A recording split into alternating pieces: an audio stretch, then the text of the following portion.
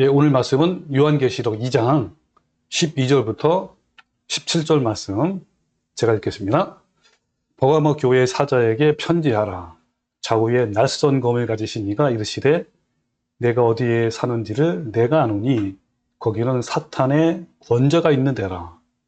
내가 내 이름을 굳게 잡아서 내 충성된 증인 안디바가 너희 가운데 곧 사탄이 사는 곳에서 죽임을 당할 때에도 나를 믿는 믿음을 저버리지 아니하였도다. 그러나 내게 두어 가지 책망할 것이 있나니 거기 내게 발람의 교훈을 지키는 자들이 있도다. 발람이 발락을 가르쳐 이스라엘 자손에게 앞에 걸림돌을 놓아 우상의 제물을 먹게 하였고 또 행음하게 하였느니라. 이와 같이 내게도 니골라당의 교훈을 지키는 자들이 있도다. 그러므로 회개하라. 그리하지 아니하면 내가 내게 속히 가서 내 입에 검으로 그들과 싸우리라. 귀 있는 자는 성령이 교회들에게 하시는 말씀을 들을지어다. 이기는 그에게는 내가 감추었던 만나를 주고 또 흰 돌을 줄 터인데 그 돌 위에 새 이름을 기록한 것이 있나니 받는 자밖에는 그 이름을 알 사람이 없느니라. 아멘. 자, 오늘 말씀은 버가모 교회에게 하신 말씀이죠. 자, 오늘 주제의 말씀을 이렇게 정했습니다. 예, 발람의 교훈인데 발람의 교훈 중에 특별히 요즘 유행하고 있는 트로트 CCM, 그 EDM 찬양이라고 있습니다. 그 다음에 디제잉 워십 이런 부분에서 함께 같이 알아보는 시간을 갖겠습니다. 자, 오늘은 7교회 중 3번째 교회 버가모 교회에 대해서 첫 번째 시간을 갖겠습니다. 그렇다면 다음 시간에 또 있다는 거죠. 이 버가모 교회는 책망할 것이 두어 가지 있는 교회로서 오늘날 한국 교회와 닮은 점이 많이 있어요. 그것은 바로 성도의 영혼을 파멸에 이르게 하는 발람의 교훈, 그리고 니골라당의 교훈인 거예요. 따라서 버가모 교회에게 주신 말씀을 통해서 우리 공동체에게 그리고 우리 각자에게 주신 경고가 무엇인지 바르게 알고 이기는 자가 되시기를 바랍니다. 자, 그럼 우리 버가모 교회에 대해서 한번 자세히 알아볼 시간을 갖겠습니다. 자, 한번 화면을 보면서 같이 알아봅시다.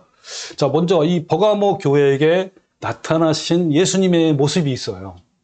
자, 12절인데 버가모 교회의 사자에게 편지하라 하면서 좌우에 낯선 검을 가지신 이가 이르시되 했단 말이에요. 그러니까 이 버가모 교회에 나타나신 예수님 모습은 어떤 분이세요? 좌우에 낯선 검, 즉 예리한 두 날의 검을 가지신 분이시란 말이에요.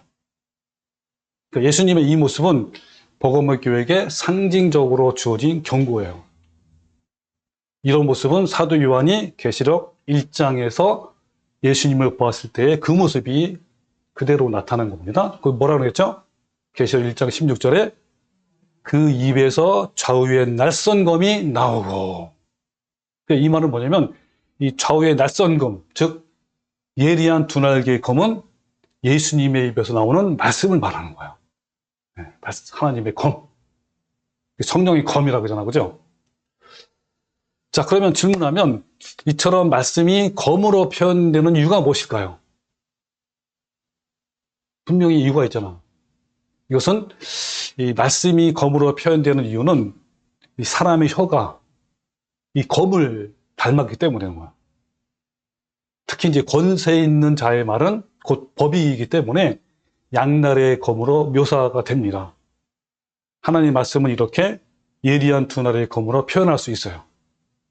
왜냐하면 하나님 말씀하시면 곧 그것이 법이 되고 그 법에 따라 심판이 결정되기 때문에 그런 거야.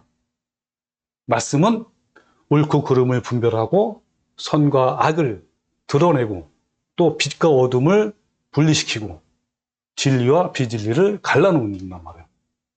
그 말씀에 대해서 히브리서 기자는 다음과 같이 말씀을 하고 있습니다. 함께 볼까요? 4장 12절인데 하나님의 말씀은 살아있고 활력이 있어 좌우에 낯선 어떤 검보다도 예리하여 그랬죠? 여기도 보면 좌우에 낯선 검으로 표현했습니다. 하나님 말씀을. 그러면서 혼과 영과 및 관절과 골수를 찔러 쪼개기까지 하며 또 마음의 생각과 뜻을 판단하시나니 지으신 것이 하나도 그 앞에 나타나지 않음이 없고 우리의 결산을 받으실 이에 눈앞에 만물이 벌거벗은 것 같이 드러난다 그랬습니다. 자, 이걸 좀 더 한번 해석을 하면 이렇습니다. 자, 살아있다라는 말씀은요, 생명을 주는 기능이 있다라는 거예요.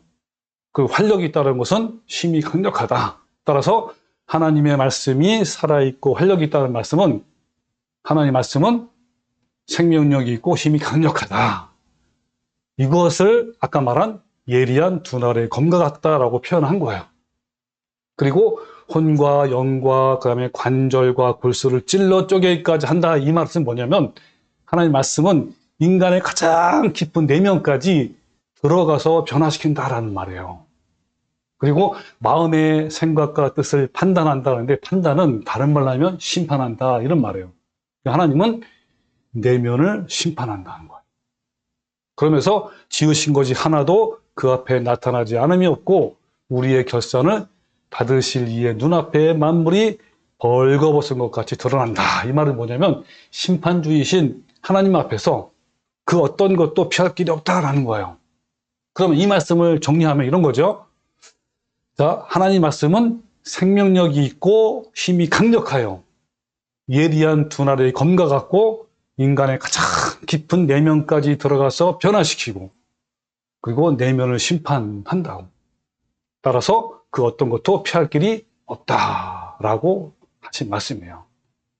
자, 이러한 말씀으로 나타나신 분이 예수님이신데 어디에 나타나셨다고요? 무슨 교회에? 버가모 교회에 나타났단 말이에요.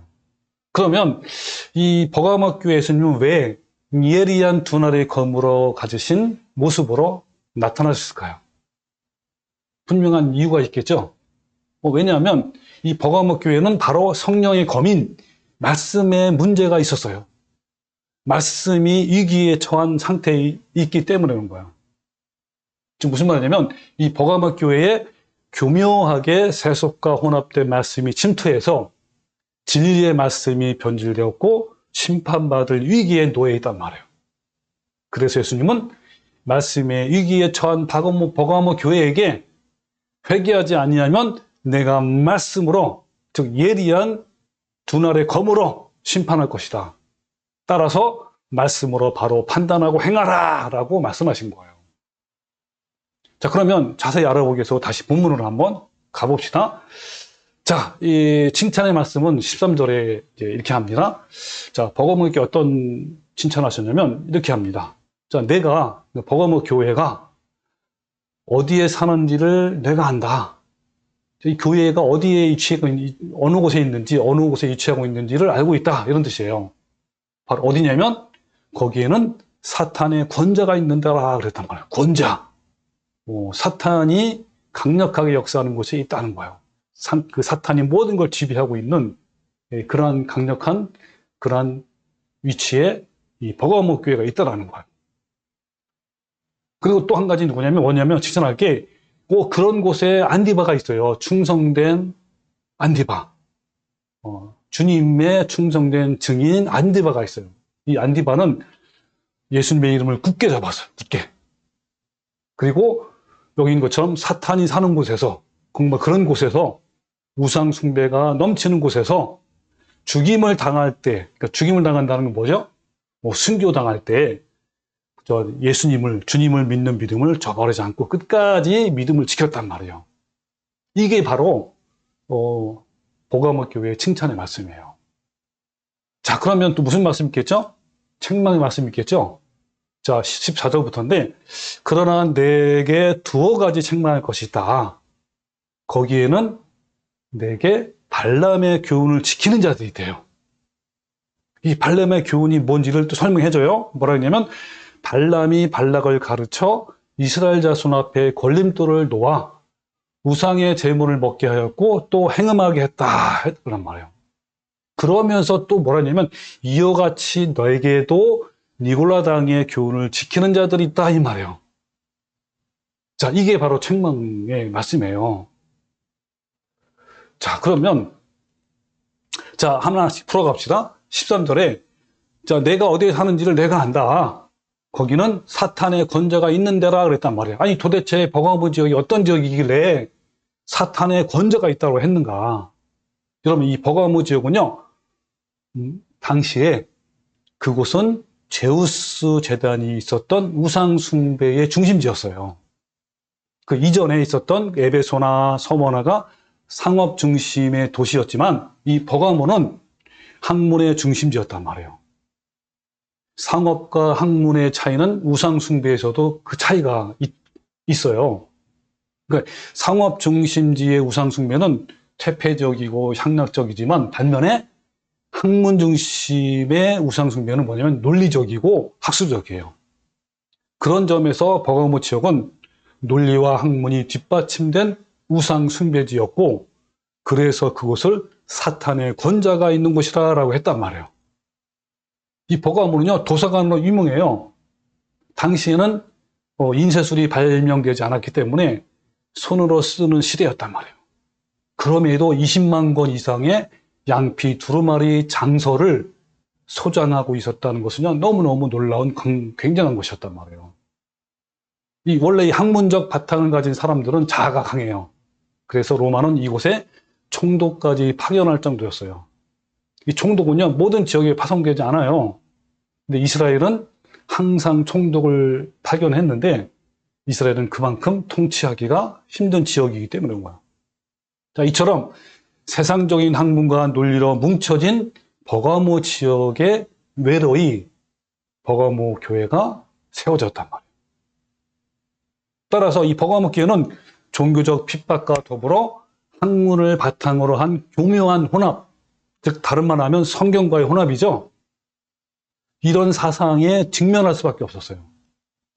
즉 세상적 철학과 사상과 이념들 그리고 세속적인 문화와 풍습들이 버가모 교회에 흘러 들어올 수밖에 없는 환경에 처해졌단 말이에요. 그래서 본문에 다시 한번 읽어보면 이렇게 하고 얘기합니다.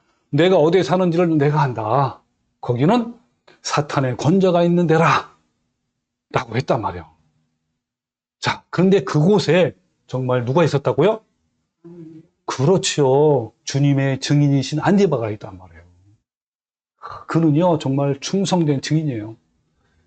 주님의 이름을 굳게 잡았고 또 이런 곳에서 순교를 당할 때에도 주님을 믿는 믿음을 저버리지 아니한 정말 대단한 사람이라고. 그런 지역에서 버가모 교회는 잘 견뎌냈어요. 그들은 안디바라는 순교자를 배척해낼 정도로 예수님의 이름을 굳게 잡고 있었단 말이에요. 이 안디바에 대해서는 성경적인 증거는 더 이상 없어요. 따라서 그가 어떤 사람인지에 대해서는 정확하게 알 수 없습니다. 다만 터툴리니아누스의 전생에 의하면 안디바는 버가모 교회의 유명한 감독이었다라고 합니다. 그 전생에 의하면 이 안디바는요 도미티누아스 황제의 숭배를 거절했나 봐요. 그래가지고 잡혀서 체포돼가지고 어떻게 순교당했냐면 노새인데 노새를 벌겋게 달구었어요. 철판. 그 위에 던져서 순교를 당했어요. 이렇게 전해져 오고 있습니다. 과연 안디바는요 그의 이름대로 말씀을 굳게 잡고 죽었단 말이에요. 순교했단 말이에요. 이 안디바는 안티파스, 그 이름은 뭐냐면 모든 것을 반대한다는 뜻이에요. 네. 이 안디바의 순교 사건은요 버가모 교회에 대단한 두려움을 갖게 했어요. 그러나 버가모 교회는 예수님의 이름을 굳게 잡았다. 다시 본문 말씀을 한번 더 봅시다. 자, 화면에 보시면 저기 보세요. 내 충성된 증인 안디바가 너희 가운데 곧 사탄이 사는 곳에서 죽임을 당할 때에도 나를 믿는 믿음을 저버리지 아니했더라. 이것은 뭡니까? 이 안디바뿐만 아니라 버가모 성도들도 주님을 믿는 믿음을 저버리지 아니했다는 뜻이에요. 그 다음에 책망. 자, 책망은 다시 한번 읽어볼게요. 자, 책망이 있는데 어떤 책망이냐면 발람의 교훈을 지키는 자들이 있다 그랬죠. 그러면서 발람이 발락을 가르쳐서 이스라엘 자손 앞에 걸림돌을 놓아 우상 제물을 먹게 했고 또 행음하게 했다. 그러면서 이와 같이 내게도 니골라당의 교훈이 있다라고 했단 말이에요. 자, 그럼 도대체 이 발람의 교훈이 무엇인지, 발람은 어떤 사람이고, 또 발락은 누구이고, 또 니골라당은 무엇인지 같이 함께 알아보는 시간을 한번 가져보겠습니다. 자, 발람이 발락을 가르쳐서 이스라엘 자손 앞에 걸림돌을 놓아가지고 우상의 제물을 먹게 하였고 행음하게 했단 말이에요. 그 과정이 성경에 나오죠. 그것을 간단하게 한번 설명하면 이렇습니다. 자, 출애굽한 이스라엘은 광야를 지나는 동안 강력한 이 족속들을 모두 물리쳐요. 당시에 강대한 아모리의 두 명의 왕도 이렇게 물리치고 이제 드디어 모압 평원의 장막을 딱 쳤어요. 치니까 그때 당시에 모압 왕이었던 발락, 이 발락이라는 왕이 이스라엘을 너무너무 두려워한 거예요. 그래서요, 이 모압 왕 발락은 그 당시에 메소포타미아에서 유명한 주술사인 발람을 불러요. 불러가지고 어떻게 하냐면 이 왕이 발락 왕이 이 이기도 선지자인 발람에게 이스라엘을 저주하게 해달라라고 요청을 해요. 많은 재물을 주면서. 이때 발람은 모압 왕 발락의 요청을 받아들여서 출애굽한 이스라엘을 저주하려고 했지만 하나님의 강권적인 방법으로 오히려 이스라엘을 축복을 하게 된단 말이에요. 하지만 이스라엘을 저주하는 것에 실패한 그는요, 발락 왕에게 이스라엘을 타락시키는 방법을 가르쳐줘요. 그 방법이 뭐였냐면 모압 여인들로 하여금 이스라엘 남자를 유혹해서 음행하게 하고 우상 숭배를 하게 하는 아주 교묘하면서도 악한 괴계였단 말이에요. 그렇게 해서 모압 여인들은 실제로 이스라엘 남자들을 성적으로 유혹하게 되었고 우상 숭배를 하게 되었고 결국 범죄한 이스라엘 남자 수만 명이 하나님의 징계를 받아 죽게 돼요. 그 내용이 민수기 25장에 나옵니다. 민수기 25장 봅시다. 자, 1절부터 9절인데요. 자, 이스라엘이 시딤에 머물러 있더니 여기 시딤이 이제 모압 평야에 있는 그런 땅이란 말이에요. 그 백성, 이스라엘 백성이 모압 여자들과 음행하기를 시작했다 그래서요. 그 백성 중에 남자라겠죠. 남자들이 그 아름다운 여자들과 이제 음행을 했단 말이에요. 그 여자들이 자기 신들에게 제사할 때에 이스라엘 백성을 청함해 백성이 먹고 그들의 신에게 절했단 말이에요. 와, 대단하죠? 음행한 것뿐만 아니라 그들의 신에게 우상 숭배를 했단 말이에요. 절을 했단 말이에요. 얼마나 대단한 겁니까? 그러니까 이 발람이 발락을 가르쳤잖아요. 그대로 된 거란 말이에요. 그러니까 이스라엘이 바알불에 가담한지라 이렇게 표현한 건 뭐냐면 바알불이 그때 당시 이방 신이에요. 이방 신에게 우상 숭배를 했단 말이에요. 그 얘기예요. 그러니까 여호와께서 이스라엘에게 진노한 것인 거예요. 그래가지고 모세가 이스라엘 재판관들에게 이르되 너희는 각각 바알불에게 가담한 사람들을 죽이라 했단 말이에요. 그때 그 7절에 그때 제사장 아론의 손자 엘르아살의 아들 비느하스가 이걸 본 거예요. 이 광면을. 그래서 하나님 분노로 회중 가운데서 일어나 손에 창을 들고 그 이스라엘 남자를 따라 그의 막사에 들어가서 서로 성적 관계를 맺는 그 장면에서 어떻게 했다고요? 이스라엘 남자와 그 여인의 배를 꿰뚫고 두 사람을 죽였단 말이에요. 그러니까 연병이 이스라엘 자손에게 그쳤단 말이에요. 그 연병으로 인해서 죽은 자가 24,000명이 된 거예요. 어마어마한 것이요, 이건. 그러니까 성공했어, 안 했어요? 성공한 거예요. 자, 그렇다면 이 발람의 교훈, 가르침은 무엇을 말하는 것이죠? 이 발람의 가르침은요, 발람이 발락에게 가르친 것을 말하잖아요. 그러니까 이 발람은 이스라엘 백성에게 직접 가르친 적이 없어요. 그죠? 본문 말씀에 의하면 발람이 발락을 가르쳐 이스라엘 자손 앞에 걸림돌을 놓아 우상제물을 먹게 했다 그러잖아요. 발람은 직접적인 저주가 통하지 않으니까 간접적인 저주를 한 거예요. 즉 이스라엘이 음행함으로써 자기 스스로 하나님께 저주를 받게 만드는 방법을 사용했는데 이것이 바로 발람의 가르침이에요.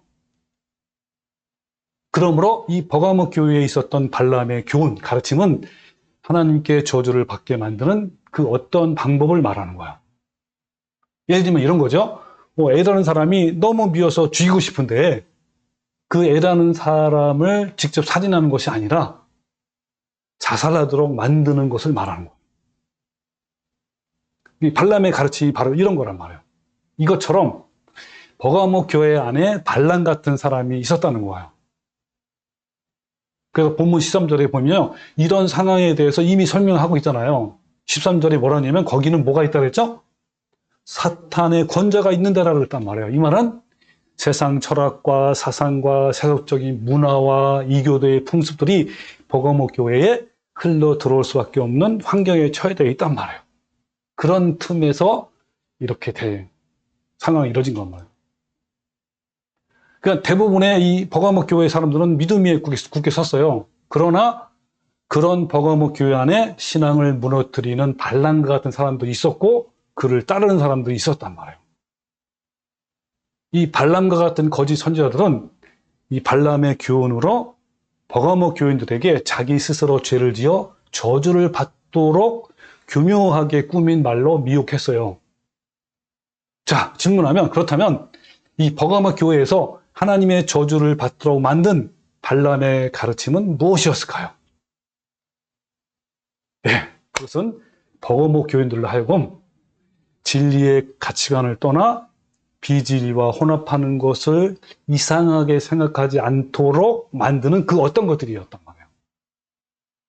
이 버가모 교회에서 혼합주의의 가르침은 아마도 그 당시 버가모 지역의 우상 숭배와 깊은 관련이 있었을 것으로 추정이 돼요.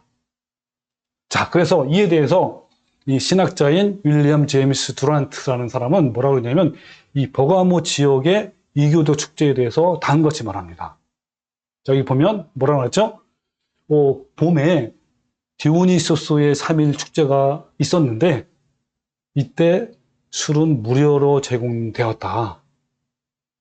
그리고 모든 사람들은 이때 당시에 이런 술에 막 취한 채 또 연극을 이제 보게 되었고 그럼으로써 그날 성적 자유가 허용되었다. 이렇게 말을 합니다.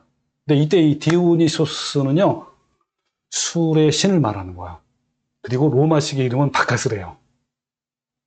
따라서 이 디오니소스 축제에 참여를 한다는 것은 당연히 뭐에 참여한다는 거예요? 뭐 음행과 우상 숭배를 했다는 것 같은 거예요. 그러니까 아까 말한 발람의 사건과 매우 흡사한 거예요. 그래서 이 버가모 교회 안에 들어온 이 발람은, 그죠? 거짓 선지자는 아마 버가모 교인들에게 이렇게 말했을 것으로 생각돼요. 어떻게 얘기냐면, 여러분 괜찮습니다. 이것은 신앙의 문제도 아니고 단지 문화입니다. 그러니 디오니소스 축제에 참여한 것은 문화 행사에 불과합니다. 우리는 너무 긴장해 있고 너무 몰두해 있기 때문에 다소 긴장 완화를 위해서 축제 문화에 참여할 필요가 있습니다. 뭐 거기 간다고 누가 뭐라고 하겠습니까? 하나의 문화라는 말이에요. 그러면서 약간의 사교 행위는 우리 교회에도 좀 필요하지 않을까요? 이렇게 아마 얘기했을 걸로 생각돼요. 누가요? 이 발람 같은 사람이 있단 말이에요. 자, 그러면 여러분 어떻게 되겠어요? 이런 그들의 가르침은요, 좋게 들렸겠지요. 그래서 그들을 따라서 디오니시 축제에 참여하는 버가모 교인들이 있었어요. 그냥 축제라는 가벼운 마음으로 참여한 그들은 약간의 술과 이 광란적인 연극을 본 다음에도 그 자리를 벗어나지 못했어요. 이미 그들의 영혼은 무장해제가 된 상태이기 때문에 다음에 이어지는 성적 자유 시간에도 여전히 참여하게 된 거예요. 그래서 그 결과 그들은 모든 것을 잃게 된 거예요. 이스라엘 백성이 발람의 교훈으로 음행하고 우상 숭배에 참여해서 결국 멸망당한 것처럼 이 발람의 교훈을 참여한 이 버가모 교인들도 마찬가지란 말이에요. 자, 그러면 제가 또 하나 질문하면 우리나라 기독교 역사 중에도 이와 비슷한 사건이 있었어요. 제가 이걸 읽는 순간에, 준비하는 순간에 우리나라도 딱 생각이 나왔어. 어떤 사건이 있는지 혹시 생각나는 것이 있습니까? 오, 예, 맞아요. 이 버가모 교회에 일어났던 발람의 기운이 일제강점기 시기에도 일어난 적이 있어요. 여러분이 잘 아시는 것처럼 일제강점기 때 모든 교회에게 신사참배를 강요했단 말이에요. 그때요, 많은 교회들은요, 그것은 신앙의 문제가 아니라 문화의 문제다라고 말하면서 신사참배에 적극 참여할 뿐만 아니라 신사참배를 거절하는 참성도들을 오히려 핍박을 했단 말이에요. 이것은요, 명백한 발람의 교훈 가르침이었어요. 항상 이 발람의 교훈은 교인들을 멸망으로 인도하는 넓은 길로 인도해요.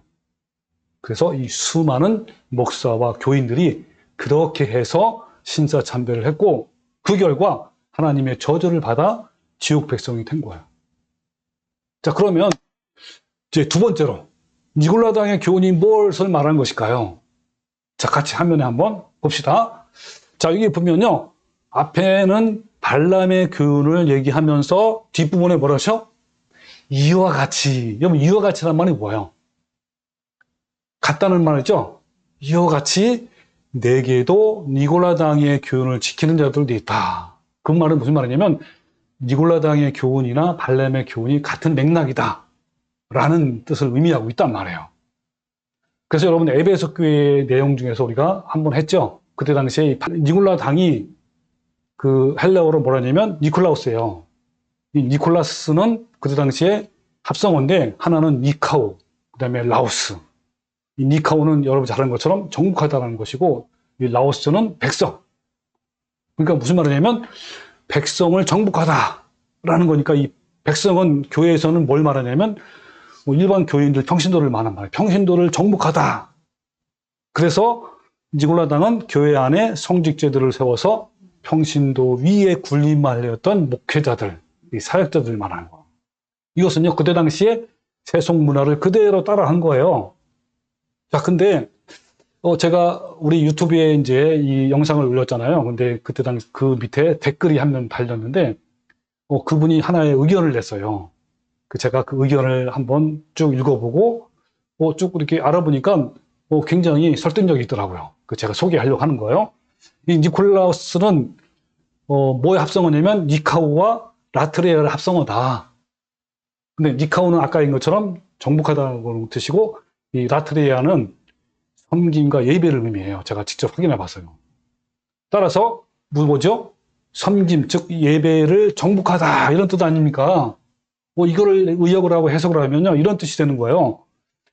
우리의 몸을 삶 속에서 날마다 하나님이 기뻐하시는 거룩한 산제물로 드리지 않고 세속 문화, 그러니까 세상적인 가치와 방식과 문화를 따르고 취하는 것을 의미해요. 따라서 이 버가모 교회에 침투했던 니골라당의 교훈은 아까 말한 첫 번째와 지금 말한 이 두 가지 관점은 모두가 동일하게 진리의 가르침이 아니라 세속 문화를 말하는 거예요. 그러니까 이 니골라당의 교훈은 광범위한 의미에서 세속적인 교훈을 말한단 말이에요. 따라서 이 버가모 교회에 침투한 발람의 교훈도 그런 점에서 니골라당의 교훈과 같은 맥락에 있단 말이에요. 그러니까 니골라당의 교훈과 그리고 발람의 교훈은 이것들 모두는 세속주의와 혼합하는 것을 말하는 거예요. 결국 거짓 선지자들에 의해서 세속적인 발람의 교훈과 니골라당의 교훈이 버가모 교회에 침투하였고, 그 성도들은 또 미혹당했단 말이에요. 그 중에 몇 명이. 그래서 진리와 멀어지게 되었고 결국 영원한 멸망으로 빠지게 한 거예요. 여러분, 이 거룩함이라는 이 단어가요, 히브리어는 카도시예요. 이것은 뭘 말하냐면 세상과 구별되는 것, 분리하는 것을 의미해요. 여러분, 진정한 교회와 성도는요, 세상과 구별되고 분리되는 삶을 살아야 하는 거예요. 이 세상의 문화와 가치를 추구하고 세상 풍조를 따라가는 것은 참된 교회가 아니라 세상과 반대로 거슬러 올라가는 것이 바로 참된 교회예요. 그래서 에베소서 2장 2절에 그때 너희는 그 가운데서 행하여 이 세상 풍조를 따르고 공중의 권세를 잡은 자를 따랐으니 곧 지금 불순종의 아들 가운데서 역사하는 영이라. 마귀 사탄이란 말이에요. 그러니까 이 세상 풍조와 문화를 따라가는 것은 발람의 교훈이고 니골라당의 교훈이고요. 마귀를 따라가는 가는 것이고 결국 영원한 멸망이고 파국의 길이란 말이에요. 그런데 오늘날 한국교회도요. 이 발람과 니골라당의 교훈은 더욱 극성을 부리고 있어요. 지금은요. 버가모 교회의 전성시대를 알 수 있어요. 많은 교회들이 세속을 이주 못하고 무너지고 있단 말이에요. 세속의 문화와 프로그램, 그리고 흥미와 재미를 앞세운 각종 행사들을 교회로 끌어들이고 있어요. 그래서 교회는요, 광란의 춤과 음악, 그리고 흥미와 재미로 채워져 있어요. 교양과 문화라는 이름으로 세속적인 것들이 교회에 범람하고 있어요. 자, 그럼 여러분께 한번 질문해 볼게요. 그러면 버가모 교회처럼 오늘날 한국교회에 흘러 들어온 세속적인 발람의 교훈과 니골라당의 교훈은 구체적으로 어떤 것들이 있을까요? 현재 교회에 흘러 들어온 세속적인 문화는 아까 얘기한 감각적인 찬양 CCM, 그리고 요가, 기수련, 명상, 마음 수련. 여러분, 이 요가라든지 기수련, 마음 수련, 명상 이런 거는요, 조심해야 돼요. 영적으로도 문제가 많이 생길 수 있단 말이에요. 이것을 이제 교회에서 이제 끌어들여가지고 하는 거예요. 그리고 마술도 해요. 제가 아는 어느 집사님인가, 하여튼 장로님인가, 마술하는, 트릭으로 하는 마술이에요. 그거를 교회에서 어린이들에게 말씀을 전하기 전에 마술을 막 해요. 그런 강사로 활동하는 사람도 있어요. 내가 아는 사람 중에. 그 다음에 각종 건강 강좌, 누구를 초빙해서 여러 가지 건강 강좌를 하고 열고, 그 다음에 바자회. 그래서 어디서 하냐면 교회에서도 많이 해요. 그리고 선교라는 이름을 쓴 여행과 관광. 그래도 큰 교회 같은 데는 무슨 여행 관광 코스가 있으니까 참여하고 이런 거 있단 말이에요. 그러니까 뭐냐면 너네들, 우리 교인들 가지고 뭐냐면 밖에 나가서 이런 교행 강좌라든지 건강 강좌 듣지 말고 어디서 들어라, 다 교회에 있으니까 교회에서 하라, 이런 뜻이에요. 그리고 각종 동호회 모임, 예전에 저도 했는데 오이코스나 셀 모임, 오이코스나 셀도 동아리로 이렇게 동호회 모임으로 가져요. 이렇게 하고요. 그 다음에 각종 교양 강좌, 그리고 음악회도 막 교회에서 많이 합니다. 그 다음에 축제도 많이 하고요. 그리고 유명인 초청 강의를 해서 이제 듣기도 하고, 이런 것 등을 통해서 막 즐기고 교회 안으로 가져왔단 말이에요. 자, 이런 세속 문화들은 오늘날 발람과 니골라당의 교훈이 되어가지고요, 교인들로 하여금 서서히 진리와 멀어지게 만들고요, 결국 영혼을 멸망으로 인도하게 하는 거예요. 무서운 거란 말이에요, 이건. 이 중에서 가장 위험한 것이 바로 세속적이고 감각적인 CCM 찬양인데, 제가 몇 달 전에 자세히 알아봤기 때문에 오늘은 간단하게 또 알아볼 겁니다. 자, 여러분, 너무 중요한 거예요. CCM, 이 영어로 뭐라고요? 뭐의 약자라고 했죠? Contemporary Christian Music, 기독 현대 음악. 이 어떻게 출발했냐면 그 시대의 문화와 음악의 성격을 살려, 그러니까 그 시대에 가장 유행하고 있는 최신 유행을 따르는 그런 문화를 살려서, 그런 음악을 살려서 기독교 음악에 접목한 음악이다, 이러고 해서 출발한 거예요. 그러니까 뭐요? CCM의 방향은 지금 이 시대의 문화와 가치를 추구하고 있고 대변하고 있단 말이에요. 성경에는요, 이 세대를 조금도 본받지 말라고 하셨는데, CCM은 이 시대를 본받겠다라고 하면서 생겨난 세속적인 음악이란 말이에요. 그렇게 선포하고 생겨났다니까. 그러니까 이 CCM이라는 단어 속에 뭐냐면, CCM은 이 세대를 따라가는 세속적인 문화로서 바로 발람의 교훈이고 니골라당의 교훈이다라는 의미가 포함되어 있단 말이에요. 그런데 이제는요, CCM을 넘어서 EDM의 시대로 진입했단 말이에요. EDM이 뭐냐면 일렉트로닉 댄스 뮤직, 전자 댄스 음악이라는 거예요. 이것은요, 이 EDM은 전자악기의 리듬에 맞추어서 신나는 비트와 현란한 조명과 사운드로 클럽이나 나이트에서 추는 춤을 말해요. 이것을 그대로 가져왔단 말이에요. 이 그대로 가져온 것이 DJing 워십인데 좀 이따 얘기할게요. 여러분 이런 것들요 유튜브 검색하면 알 수가 있어요. 어떤 것이 EDM 음악인지. 그러니까 EDM 공연으로 찬양한다는 것은 현대 기독교 음악인 CCM을 현대 최신 악기들을 동원해서 찬양을 하면서 춤을 춘다는 것을 말하는 거예요.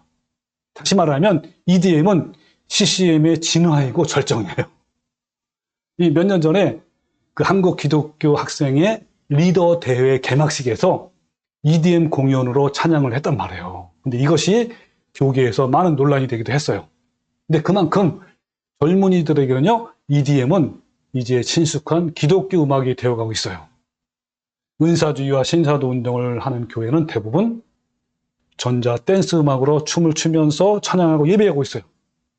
우리는 이제 교회 안에 침투한 세속 문화가 교회를 완전히 점령할 것 같은 시대에 살고 있단 말이에요. 오늘날 한국교회 CCM은 더욱 세속적으로 발전하고 있어요. 얼마 전에 인기를 끌고 있었던 구정 목사의 트로트 CCM 들어봤어요? CCM도 무슨 CCM?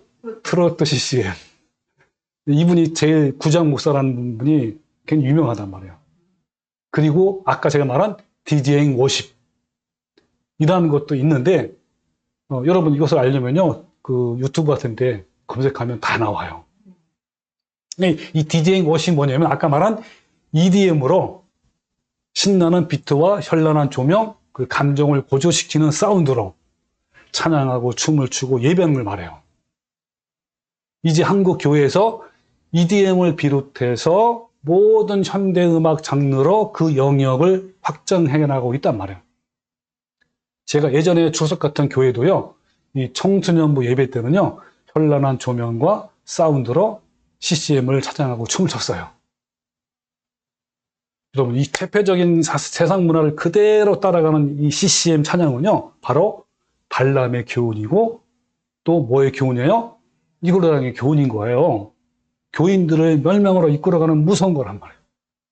이런 현상이 어떻게 여러분 이해를 해야 할까요? 구정 목사가 트로트 형식으로 하나님을 찬양하는 영상이 유튜브에도 이제 올라와 있는데 교인들에게 매우 인기가 있어요. 저도 한번 보았는데 정말 그 모습이 역겨울 정도로 매우 세속적이에요. 여러분도 한번 유튜브 검색을 해서 한번 얼마나 세속적인지 한번 보시기 바랍니다. 예수님의 죽으심과 부활, 예수님의 고난을 얘기할 때도 막 춤을 추며 신나게 이상한 옷 입고 그렇게 하고 있단 말이에요. 얼마나 역겨웁니까? 차라리 목사라는 호칭을 포기하고 이러한 일을 하는 것이 좋겠다라고 말하는 사람들이 많아요. CCM 찬양을 신나는 비트와 현란한 조명, 그리고 감정을 고조시키는 사운드와 댄스로 진행하는데 이것은 요즘 유행하는 대학 축제나 홍대 클럽을 연상하기에 충분해요. 그 자리에 참여한 학생들은 이 현란한 사이키 조명과 신나는 비트에 맞춰서 CCM 찬양을 막 열광하고 있단 말이에요. 여러분, 이러한 집회가 과연 예배일 수 있을까요? 제가 한번 화면으로 보여드릴게요. 자, 한번 보시기 바랍니다. 자, 이게 바로 구장 목사의 모습이에요. 트로트 CCM. 예. 이 방송에 나와서도 이렇게 막 소개도 하고, 그리고 춤을 추고, 이런 현란한 조명과 신나는 그 음악이 막 나와요. 막 춤추면서 어떤 걸 찬양하냐면요. 예수님의 고난과 죽으심에 대해서 하는 거예요. 정말 얼마나 저거 보면요 진짜 너무 이상하다니까요. 자, 그 다음에 또 자, EDM, 여기 기기가 EDM 기기예요. 이게 뭐냐면 원래 클럽이나 DJ가 주최하는 댄스 파티에 어울리는 전자음악이란 말이에요. 한번 보세요. 얼마나 신나는지. 여기는 누가 있냐면 DJ가 있어. DJ. 막 음악을 틀면서 막 춤추면서 막 하면 뒤에 앞에 있는 사람, 뒤에 있는 사람 막 따라와서 춤을 추고 막 그래요. 그 음악이 굉장히 신나게 트는 그런 음악이란 말이에요. 자, 그리고 이 DJing 워십이 뭐냐면 DJ 음악으로 하는 예배 음악이에요. 네, 막 여기도 보면 그런 그 교회에서 그렇게 하는 모습이 지금 이미지가 있는데, 사진이 있는데, 이런 것이 바로 DJ 워십이에요. 원래는 DJ 음악인데 이거를 워십으로 바꾼 거야. 워십은 뭐죠? 찬양 예배 아닙니까? 예배를 하는 거야, 이런 식으로. 네. 자, EDM 찬양과 DJ 워십은요, 가장 세속적이고 최신 음악을 본받아서 탄생한 발람의 교훈이고 이걸로 당의 교훈이에요. 이것의 결과는 오직 하나님의 진노의 심판이 있을 뿐입니다. 그런데 CCM 옹호론자들이 뭐라는 줄 아세요? 자, 제가 기사를 그대로 따온 거예요. 세속적인 음악과 거룩한 음악이 따로 있는 것이 아니다, 이렇게 해요. 그러면서 세속 문화를 기독교가 적대적으로 바라봐서는 안 된다 하면서 기독교는 사탄에게 빼앗긴 음악을 찾아와야 한다 그랬단 말이에요. 그러니까 그런 걸 다 사탄이 그렇게 하는데 그거를 우리가 찾아야 된다 하면서 교회에서 해야 된다 이렇게 주장하는 거예요. 떳떳하게. 여러분 얼마나 떳떳합니까, 이 사람들 하는 얘기하는 거면. 그리고 또한 EDM을 즐기면서 그것을 통해 새로운 방식으로 하나님을 찬양할 수 있다라고 주장하는 거예요. 그럼 그래서 CCM 그 옹호론자들은 뭐라고 하냐면요, 어떻게든 복음이 전파되고 은혜 받으면 좋은 것이 아니냐, 이렇게 단순한 주장을 한단 말이에요. 네. 그러니까 이 CCM 옹호론자들은요, 구약 시대에 있었던 두 가지 사건을 예를 들면서 막 찬양하면서 춤을 춰도 되고 또 오히려 하나님이 더 기뻐하신다라고 주장해요. 그 두 가지 사건 중에 하나가 뭐냐면 출애굽기 15장에 그 하나님의 기적적으로 홍해를 건넌 이스라엘 백성들이 기뻐 춤추며 찬양한 사건이 있죠. 그죠? 또 하나는 뭔지 아세요? 그렇죠. 다윗이 법궤를 무사히 예루살렘에 옮긴 것으로 인해서 그 감격을 주체하지 못하고 춤추며 찬양한 사건이 있단 말이에요. 그런데요, 이러한 성경 구절을 여기에다 갖다 붙이는 것은요, 자신을 속이는 사람들이에요. 여러분, 올바른 내용과 멜로디로 부르는 찬양과 스스로 막 흥분과 감정에 취하여 빨려 들어가는 무아지경과 또 종교적 확률경으로 부르는 이 찬양은 분명히 구별돼야 한단 말이에요. 만일 위의 두 가지 사례가 예배의 전형이었다면 아무도 이의를 제기하지 말고 마땅히 따라할 거예요. 그런데요, 성경 어디에도 제사나 예배에 춤을 추었다는 기사는 전혀 없단 말이에요. 그리고 사도들의 기록이나 그들의 가르침을 이어받은 교부들, 초대교회죠. 그리고 종교개혁가들에서도 보면 예배에서 춤을 찾아볼 수가 없어요.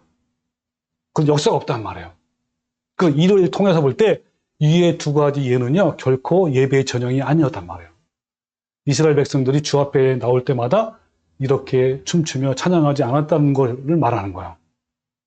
이들은 이때만 이렇게 춤을 추며 찬양했지 이후에는 하나님의 거룩하신 임재 앞에서 감히 얼굴조차 들지 못했어요. 그리고 오히려 성경에는요, 이교도들이 예배할 때 춤추며 뛰면서 찬양한다는 내용이 여러 번 나와요.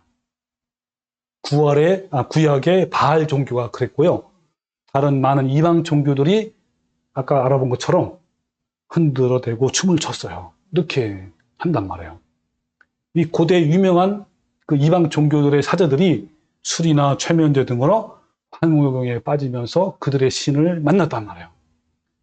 그리고 요즘 무당들도요, 구슬할 때 어떻게 하죠? 먼저 악기와 노래로 자신들의 감정을 흥분시켜요. 좀 부족하면요, 술을 마시면서 자신의 정신을 몽롱하게 만든단 말이에요. 그리고 요즘의 신세대 무당들은요, 어떤 악기를 사용하는지 아세요? 드럼, 키보드, 신드사이즈, 그 다음에 전자기타, 베이스 등 현란한 악기들을 사용하면서 구슬한대요. 여러분, 어떤 이 찬양 사역자들은요, 무당들처럼 찬양을 인도하면서 분위기를 막 만들어요. 띄워요, 이렇게. 이런 경우가 굉장히 많아요. 이러한 세속적이고 가증한 일이 교회에서도 일어나고 있어요.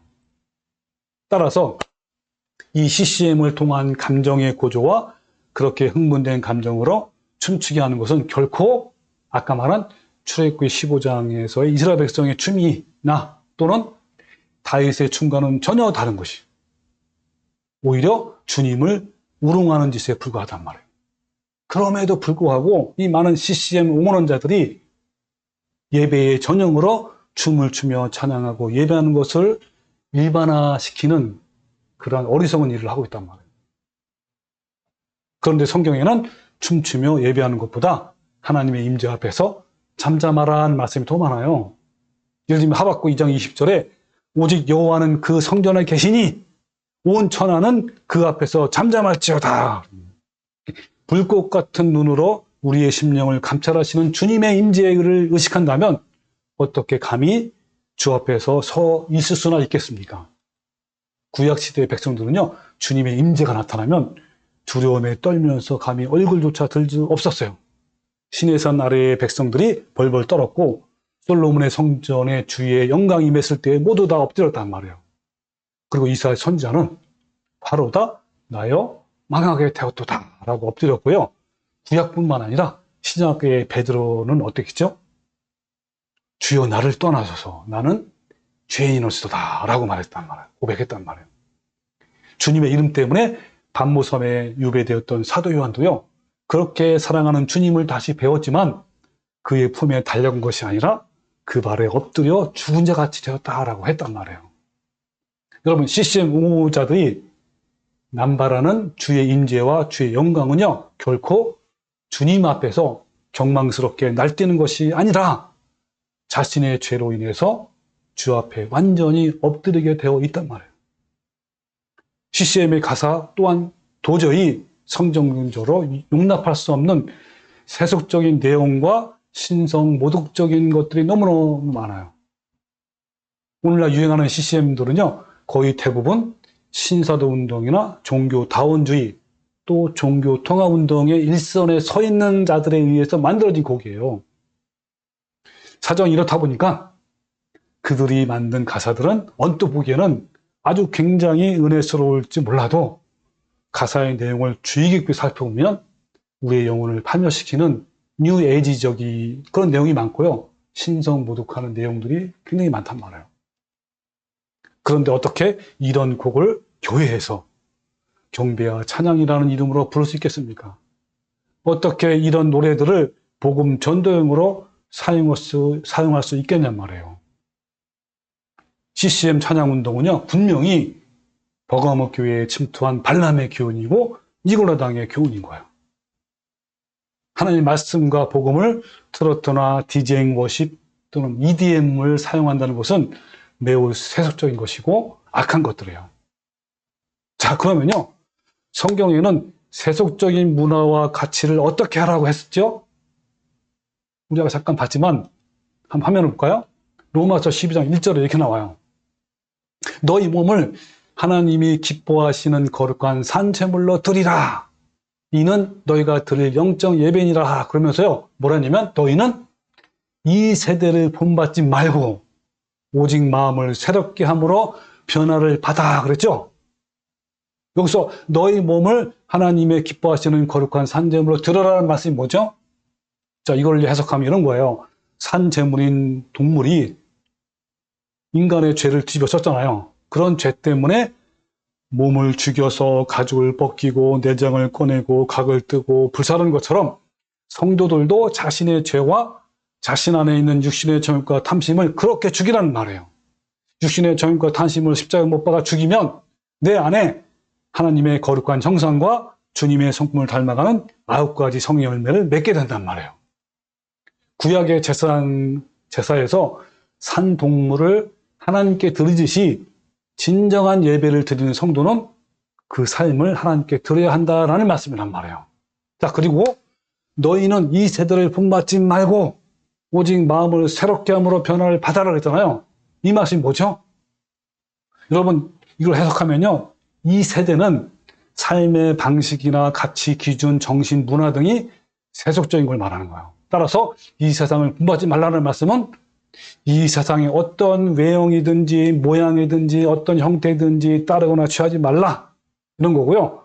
하나님을 대적하고 하나님의 가치와 진리의 개념을 반대하고 거스르는 이 세대의 모양이라 취하지 말고 모방하지도 말고 이 세대의 풍습을 받아들이지 말라라는 거예요. 세상의 풍조를 따라 사는 사람은 이미 자신도 모르게 공중의 권세를 잡은 자, 마귀의 통치 속에 있는 사람들이에요. 근데 우리 아까 본 것처럼요, 어때요?